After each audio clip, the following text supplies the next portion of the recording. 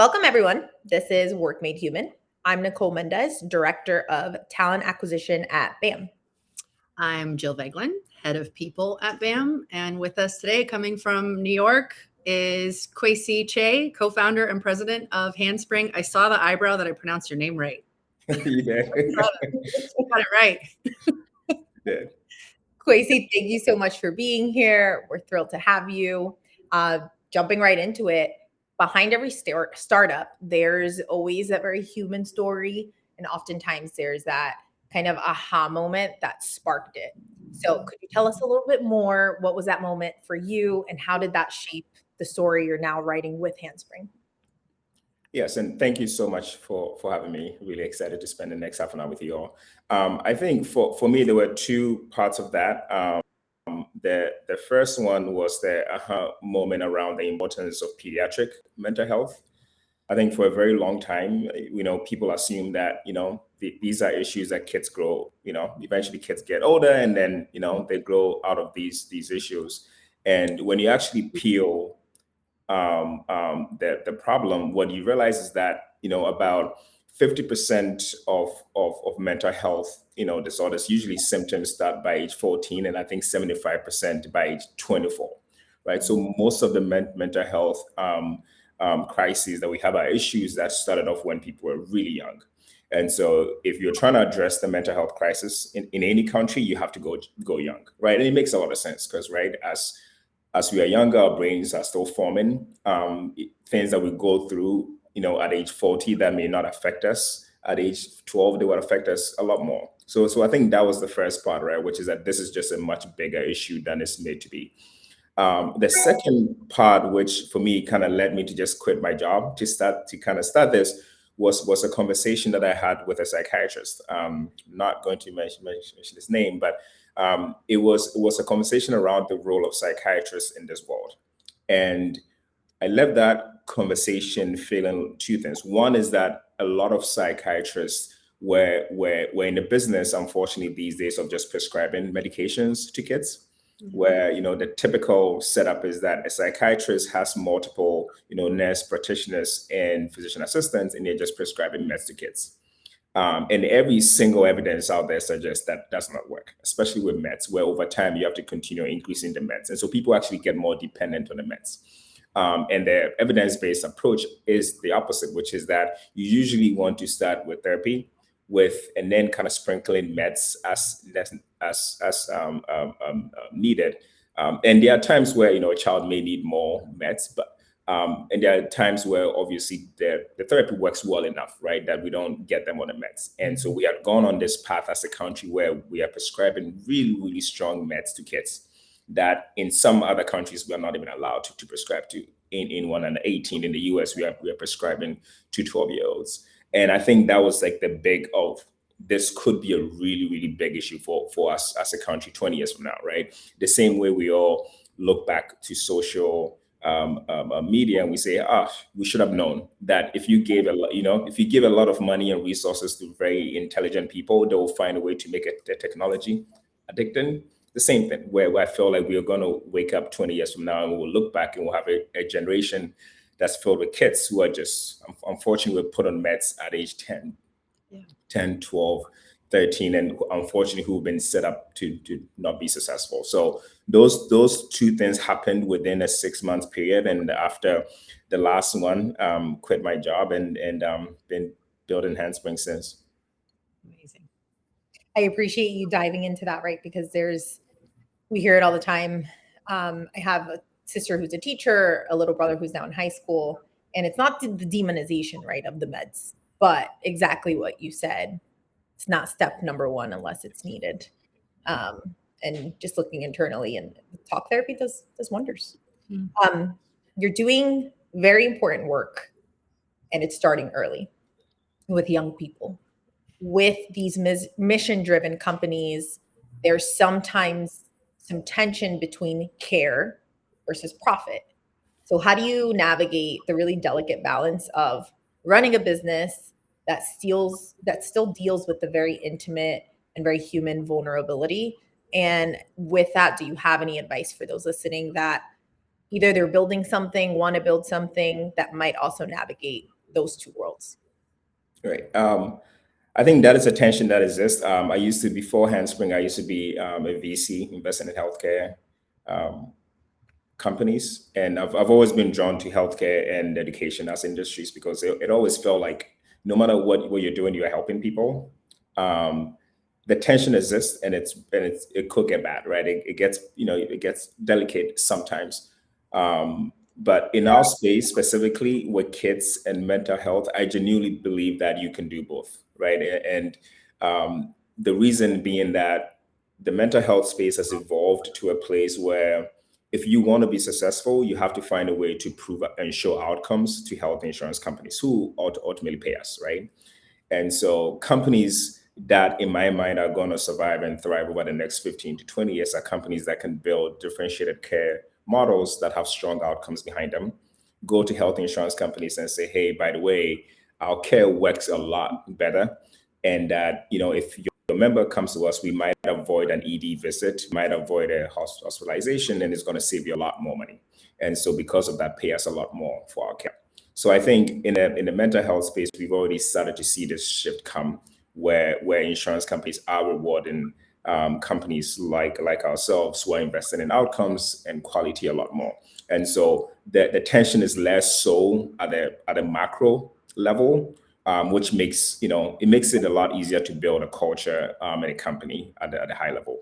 But there are moments right within that big macro where we do face small challenges of, hey, like, do we provide, let's say, 10 hours extra of training to one provider, or do we do 8 hours of training for the provider, right? So there are those kind of on the edge times where we just have to fight that tension. But I think macro level insurance companies do reward us because we provide high quality care, and so it's made that tension not as bad as it typically is. So it's certainly not easy, but I'm hearing you're advocating and focusing on the outcome part of it, right? So Yes. doable. Yeah, no, it is doable, but it's harder, right? Because I have conversations with founders all the time and it's like you have two paths, right, in healthcare. One path is that you go to health insurance companies and you aggressively try and sell them that what you're doing is differentiated and it's better, and that they should pay you more for it. It takes time. It takes a long time, right? Sometimes, and that's why the sales cycles with health insurance companies can be 2, 3 years, sometimes 4 or 5 years. We've been having conversations with some health insurance companies for 4 years now, right? And we still don't have a contract. So it takes time, but the benefit is that when you actually pull it off, it makes it reduces, the number of times where you have to sacrifice, quality just to scale. And I always tell people that is often the place that you want to be, right? Really prioritizing that outcome story and pushing that, because ultimately that's how your company is going to be around 20 years from now. I have a question. I want to shift for a second to you as the leader of a company, and I'm curious how many people are on your team? Yes, so we have, I think it's a total of, you caught me on the wrong day. It's a total of 175 people. Okay. We have W-2 employees, so our therapists are W-2. We have about 150, 155 therapists, and then 20 to 25 Wow. Okay. non-therapists. That's big. That's a lot of people that you are leading. And the question I'm going to get to is just that we talk a lot today about burnout and resilience in adults at the workplace. And I'm curious if you think any of the workplace crises, for example, anxiety, lack of psychological safety, or attrition, turnover, is actually a downstream effect of not supporting mental health earlier in life, and should investing in kids actually be the long-term people strategy? I completely agree. I 100% agree. I think it's what I've come to kind of appreciate over the last 5 years of being in this space and kind of putting myself as a child who's grown up in this world. is that there's a level of resiliency that you need to thrive and do well, right, in the professional environment. There's a level of resiliency that you need to build to do well in college. And I think that one of the things that unfortunately over time has happened is that people are just not able to build that level of resiliency and then to be able to just keep working and striving. And I think that carries over to the workplace and unfortunately that I think has a lot of consequences for a company that is trying to do well. And so I think long term, again, if we can find a way to address that children's mental health issue, it definitely kind of helps with the next population of employees who are going to get built. We've actually already started seeing that change happen, right? Because we have a range of employees, some of whom are early career, some of whom have been practicing for 20 years, some of whom have been practicing for 25 years, and you can actually see the difference. And it's really fascinating to kind of see that happen. And so I think it's a very important thing to invest in, and I think that the outcomes will definitely eventually kind of show up in the talent pool in the long run. For sure. One of our company values is be resilient. And it's something because we have seen our company itself go through multiple iterations and different challenges. And we recognize what a value that is to be able to, and it's a skill you can develop. Like oftentimes it's something resilience comes through hardships and suffering, and it's not something that anyone would choose to be resilient, but in other ways it's a skill you can develop. And I think it should be something that's prioritized and looked at. Yeah. You kind of when before we started Handspring, we would have the conversations around my co-founder and I, which is that, hey, like if we could do anything, right? There's assume that we are trying to solve the mental health crisis in the country. What would we do? And it kind of fits into the point that you made, which we always kind of went back to a lot of these kind of techniques and skills. These are all, it's kind of similar to going to school and learning math, right, or English or like geography. These are all skills that people have to be taught. In the past, I think a lot of kids learned through living and the experiences, right, and being out there a lot more than these days, right? We spend less time on our cell phones, and so we kind of had a chance to build those social and like resiliency skills by being out there. In a way that unfortunately these days children do not have the chance to. And so the question then becomes, how can we incorporate these skills into our academic system, right? Kids go to school all day, right? If there's a way where different classes that are being taught has different flavors of CBT or all these techniques that are known to work are kind of incorporated into how they are taught. I think that's a way to hopefully kind of help them build those skills without it feeling like, oh, we are taking you from your classroom to go into a therapy, right? Because you are different, right? Yeah. And then it feels more as part of the academic experience of these kids. Very cool. We are seeing really, I'd say post-pandemic, we're seeing a shift where employees want to be seen as a whole human, their whole selves, as a parent, a caregiver, all the different things. And when a child is struggling, parents can't really be fully present at work. So why is it that it's time for companies to stop viewing pediatric mental health as a private family matter and start seeing it as really like a critical pillar of employee well-being? Yeah, I think the first part is that the prevalence is really high, right? So the prevalence is really high. So if you are an executive at a company, you can assume that of your employees with kids, about 1 in 3, 1 in 4 of them have kids who are going through issues, right? And so it's not just a minority of people within the company. Most of a significant chunk of your employees, right, are going through these issues. So that's one. The second part is that the acuity is also really high, right? So it's not kids who are anxious about an exam. Right. It's not kids who are anxious because they're going to camp, right? And they're nervous. These are children, unfortunately, who are struggling. right? I think like we have, I think about 20 to 35% of high school students are engaging in self-harm today, right? I think about 1 in 5 of like high school students have like contemplating attempting suicide, unfortunately. So these are issues that are very, very significant and are not mild issues that can, again, go away over time. And so I think the first step is really just appreciating that most of your employees or a significant chunk of employees are coming to work with a burden on them. And it's not a tiny burden, it's a burden that is going to stay around for a very long time. And then the second part is that it's also a burden that requires them to be physically and emotionally invested in solving, right? If a child is unfortunately very ill, it's not a once a week therapy situation, right? The kids are usually getting 8, 9, 12 hours of care every week. Parents are driving them there.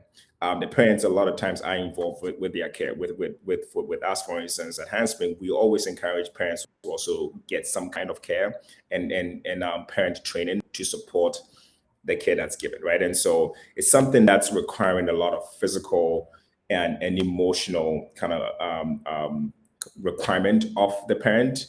And so if you're an exec, I think that's what I would tell you, right? You have to find a way to support the parent who you employ, but also to support their child as well. Because the sooner the child can recover, the faster the parent can support the mission of their company.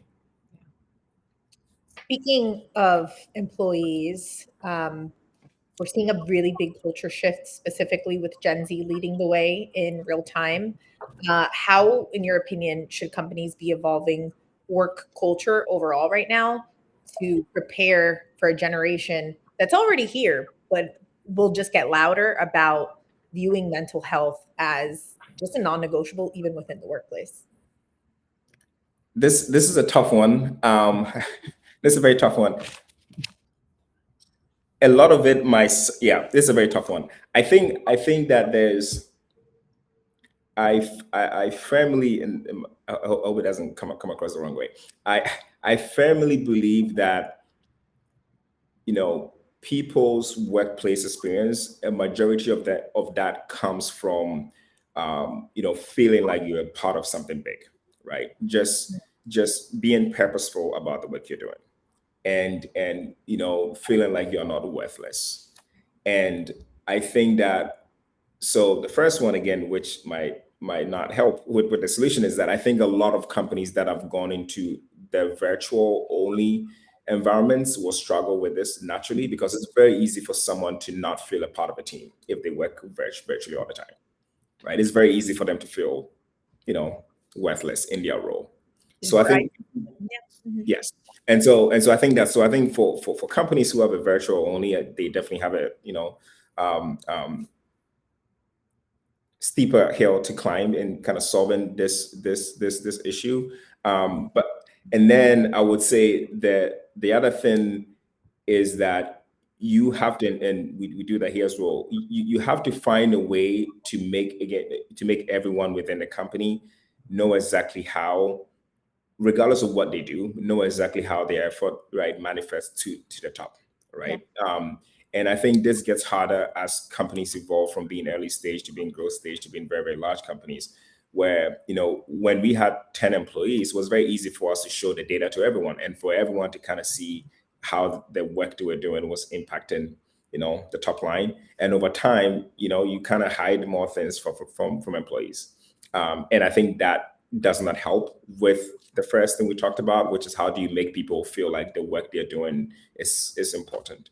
So one of the things that we do at Handspring that I've found to be very helpful is that we met as a team and we said, what are the 1 or 2 metrics that allow every single person at Handspring to see how well the company is doing from a business and financial perspective, but also that also kind of touches on the mission of the company, which is helping kids, right? And what we came up with was 2 things. One, what parents are saying about our care, right? So it's just a number. It's like, what percentage of parents who graduated from care said that the care that we provide change the lives, right, of their child and their family. It's a simple number. It's one number, right? 95%. And we just track that over time, and we consistently track that. The second one is how many kids do we touch, in a month, in a year. And so, the idea is that how do we simplify the metrics that drive the business, and have it also have some mission behind it so that everyone can see that. And we've been tracking these two over the last 2 years. Anytime we have our offsite, those are the two numbers that we show to employees, and it tells them how well the company is doing from a financial perspective, but also tells them that we have not, moved aggressively from our core goal of helping kids get better and thrive in this tough, challenging times that we are in today.